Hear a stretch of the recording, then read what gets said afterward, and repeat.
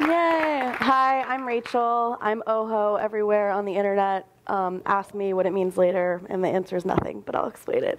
So yeah, I am going to tell you so many things about me, from when I started developing and all the horrible things that I've done on the internet to people, and that I've had done to me. So it should be fun, and we're going to start at the beginning, and hopefully some of you will recognize some of the stuff that I'm talking about. If not, sorry. So yeah, I've always been kind of weird. I started getting into computers when I was like 3 or 4 through video games. Does anybody know what this is? Oh yeah. So this is a video game system that got put out in 1988 by VTech. It is an educational learning system, and it's called Socrates. And it would teach you how to do like CAD-like stuff, so you could draw, and you could do interior design, and you could do like, it was really cool, especially for like a 4-year-old. And yeah, so this was my first video game system / computer, and so it pretty much all went downhill from this moment. There's some more weird stuff. So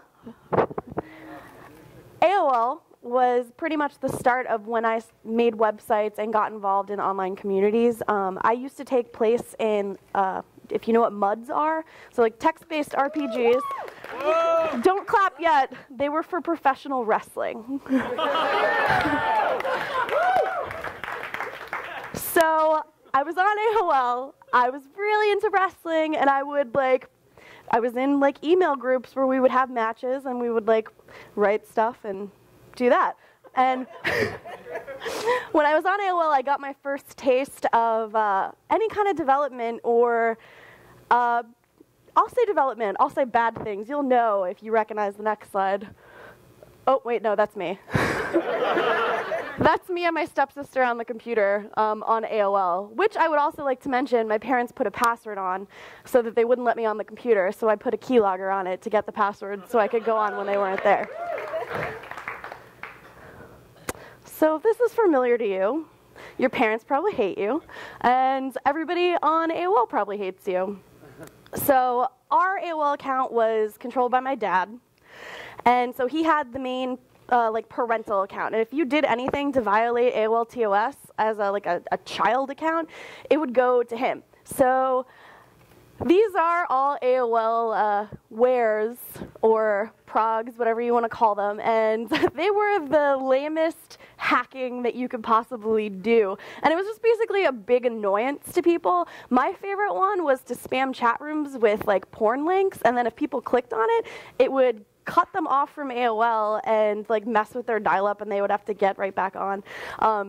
So I recently told my dad, maybe a couple months ago, I was like, hey Dad, remember how you used to get all those emails? And it was like, you're whatever my email or whatever my AOL account was, has been posting spam links. I was like, we must have gotten hacked. I don't know how that could have possibly happened. I'm a perfect angel. I would never do that. And I told him that it was me, and he was like, Rachel, that's not funny at all. I still think it's pretty hilarious. And then I found this great site. This site's been around for over 10 years, maybe way more than 10 years. It's where I learned how to do HTML, CSS, I say GIFs, and I will not apologize for it. You can hate me. And just do like fun stuff, like how to get like stars trailing behind your cursors and stuff like that. And this is pretty much what got me into making fan sites. I also made fan sites for wrestlers. But then I started getting into pop punk. And so I found these girls that lived here in California. They had press contacts, so they had like PR people for bands, and they were like, you know how to make websites, so let's make a website together. And I'm like 14, 15 at this point, and so we made a fan site for teens for people that like music, and we would contact the band's PR people and be like, we want to come interview you. So the first concert that I ever went to was Warped Tour when I was like 14 years old with a VIP press pass to interview Good Charlotte. And I was in Florida at the time, and I'm a very pale person, and I didn't think to put sunblock on. So I got like a 3rd-degree sunburn, and my face was blistered, and then I had to go interview them looking like Freddy Krueger, pretty much. And this is one of the sites, December 1st, 2001. That's Newfound Glory. Some other interviews that they had was Lit, Slayer, Injected, Sum 41, Good Charlotte, Bad Religion, Flicker Stick, who's that band that won like the VH1 contest. Tons of other people. Everybody that I was friends with online thought I was like the coolest person ever, and everybody in high school really hated me. They thought I was a groupie, apparently, because 14-year-olds do that.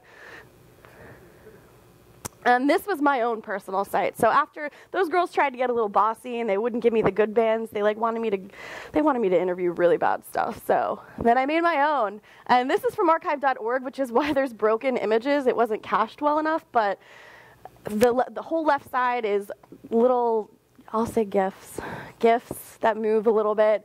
And I started doing my own interviews and getting sponsorships. And I'm from Long Island, even though I grew up in Florida. So I interviewed like Taking Back Sunday and Brand New when they were just getting started. So it's really weird to me how big they are now.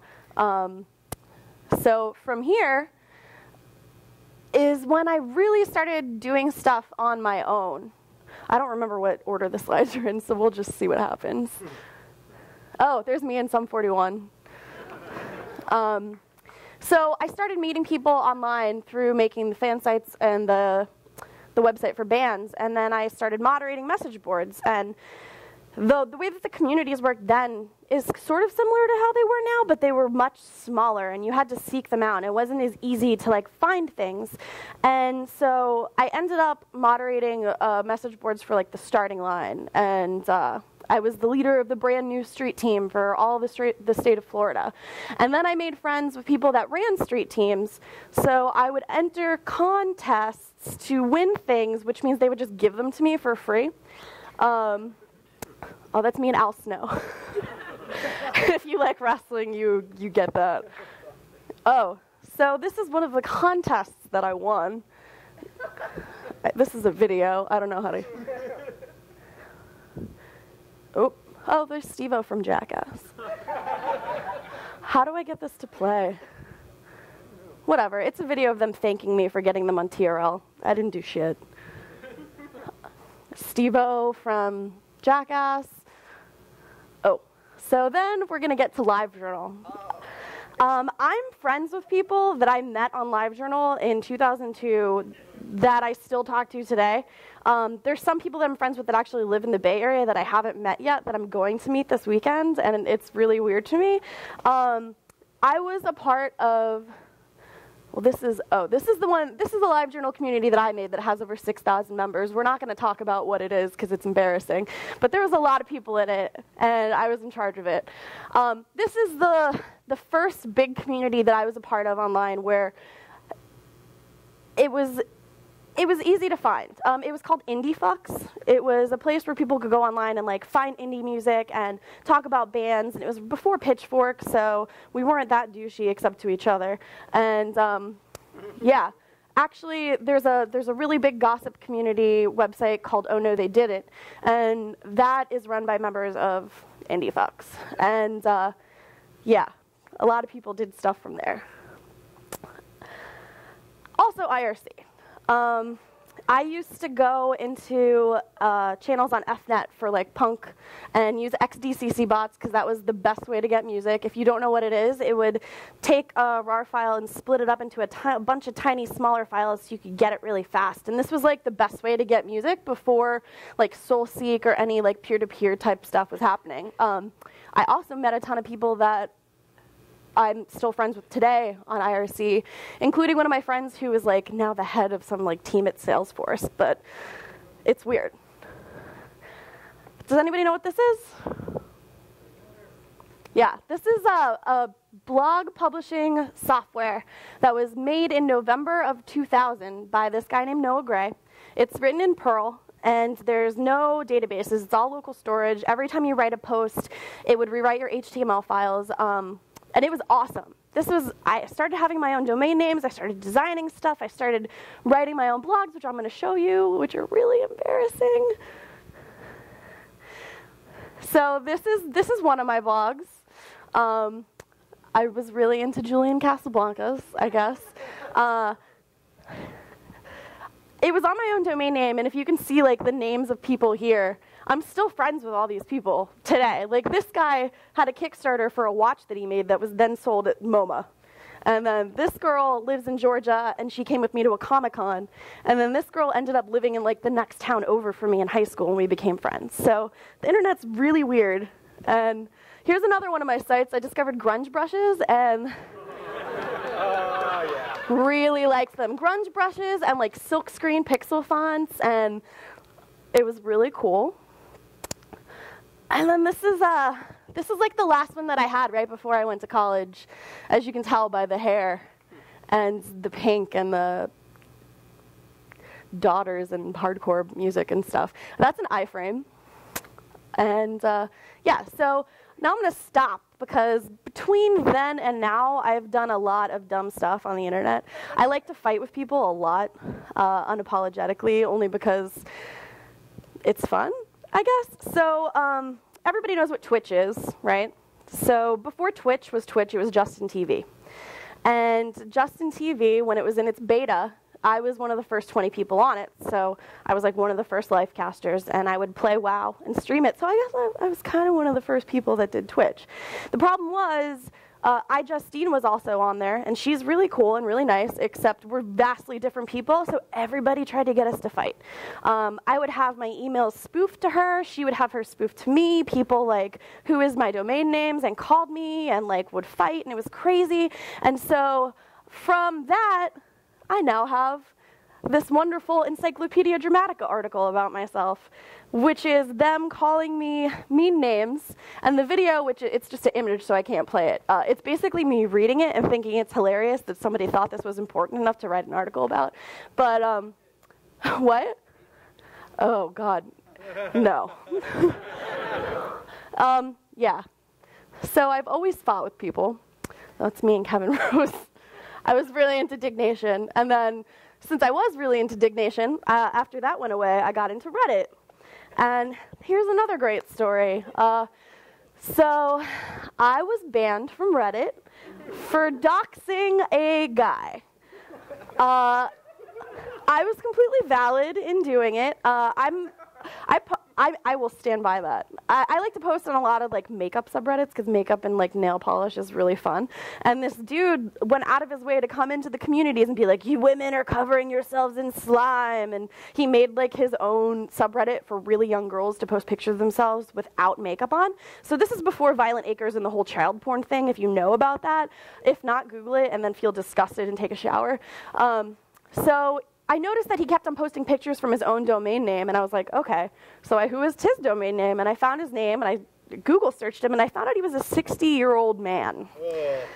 Which, you know, 60-year-olds are cool, but not when they're harassing teenagers. So I posted it online, and then I got shadow banned. And I was living in St. Louis at the time, which has a really great hacker community and a hacker space. And so Alex Ohanian and the other guy whose name I can't remember, but his moderator name is Carminaut, came to St. Louis to do a Q&A. So I was like, I'll ask them why I'm banned for doing something good. So it was like me, a bunch of guys, couple women. And during the Q&A session, I was like, yeah, hi, I was being harassed, and so I outed somebody, and now I'm banned. Why? I don't think that's very, you know, right. And they were like, okay, we'll unban you. They didn't. And then the Violent Acres thing happens. And one of my good friends is a game journalist for Game Ranks, and he heard that The Verge was going to write a story about Reddit and about how like it's ridiculously misogynistic and there's a bunch of issues. And they were like, oh, you should talk to my friend Rachel, because she has this thing that happened. And then I heard that they were going to write the story, and then all of a sudden I was miraculously unbanned because I guess they didn't want it to get posted. So yeah, I don't post on Reddit anymore because it's gross. I would recommend that you don't either, but you can if you want. This is what I've been doing since then. I'm currently a software engineer at Adobe. I work for Behance.net. I'm on the JavaScript team. I also have a problem with buying domain names whenever I think of them and I think they're funny, and I don't do anything with them. So this is catparty.com with 4s as A's. This is onetruegod.com with 0s as O's. These are my cats. And that's it.